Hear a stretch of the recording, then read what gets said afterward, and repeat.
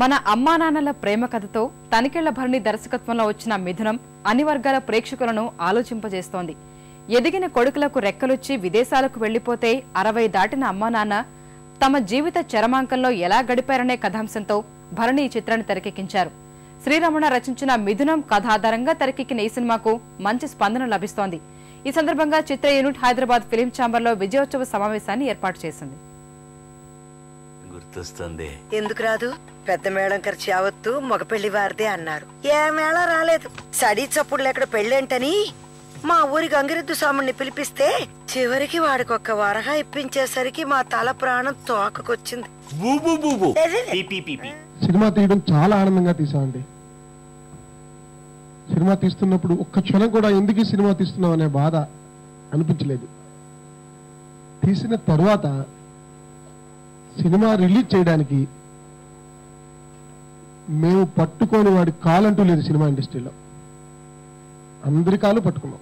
పట్టుకున్న ప్రతి కాలు ఎంతమంది ఎగతాలు చేసినా మంచి సినిమాని మంచి సినిమాగా ఆదరిస్తారని జనాలు ఈ నీతిని ఈ విధంగా ఈరోజు తెలిపినందుకు ఆంధ్రప్రదేశ్ ప్రేక్షకులందరికీ ఆ ఎంటైర్ టీం తరపున నిర్మాతగా పాదాభివందనం చేస్తున్నానండి.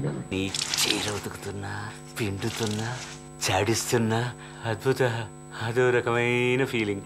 నువ్వు ఊరు వెళ్ళినప్పుడు నిద్రపట్టి చచ్చేది కాదే. ఓ రాత్రి వేళ నీ చీర కప్పుకుని పడుకునేవాడిని. ఏ చీర కప్పుకున్నానో అందులోనే ప్రత్యక్షమయ్యేదానివి కల్లో. చాలా సంతోషం. రియాక్షన్స్ సినిమా రిలీజ్ అయిన తర్వాత మేమిద్దరం థియేటర్లో కూర్చుంటే అప్పుడే పోస్టర్లు అతికిస్తున్నాడు. ఎప్పుడు పోస్టర్లు అతికించి ఎవడు చూసి ఎప్పుడు సినిమాకి రావాలి మహాప్రభు అనుకుంటుండగా 8 మంది వచ్చారు. ఆ 8 మంది మా వాళ్ళే. వీళ్ళు ఇంకా మనమే చూసుకోవాలా ఏంటి లోపల ప్రొడ్యూసర్ గారు దిగారు.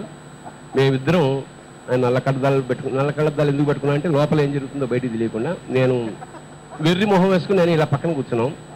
ఒక జంట దిగింది. వృద్ధుడు, ఏమంటే మనకి స్టార్ట్ అయిందన్న వచ్చారు.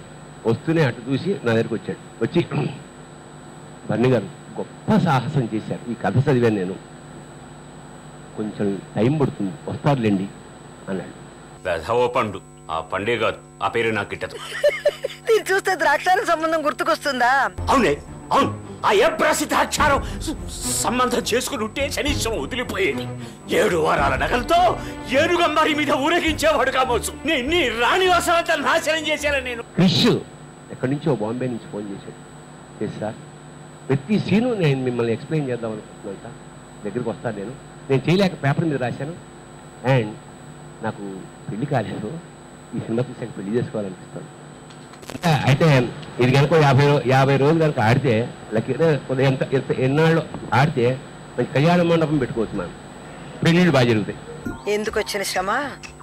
సకల కళా వల్లబుడికి మళ్ళీ నేను దూదెక్కుతాను, నువ్వు నన్నేకు. ఆ సీతాకోక చిలుక ఎంత అందంగా ఉందో.